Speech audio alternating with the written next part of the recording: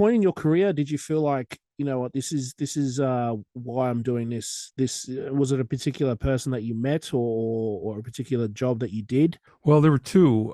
The first one was as a guitar player, Yeah, awesome. and to back up, I grew up in a small town in Pennsylvania, 4,500 people, Yeah, very well, small, and there was no chance that you can get out of there for the most part. And I remember listening to a live concert on the radio by the Rolling Stones and hearing Mick Taylor whip off this fantastic solo yeah, yeah, and thinking to myself, I'd do anything to work with people like that.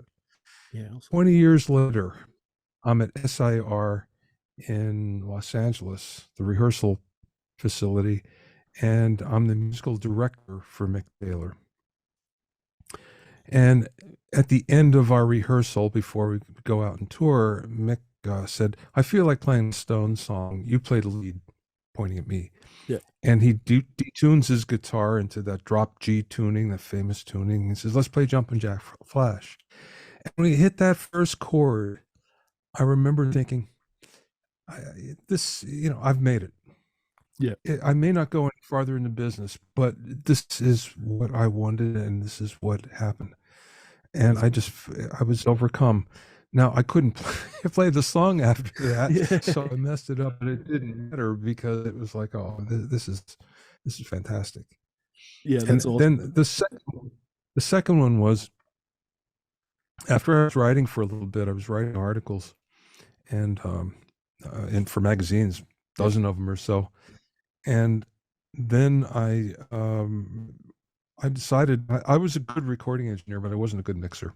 And I thought, I got to find out how to do this. But I know all these people that are great. We yeah, go ask them.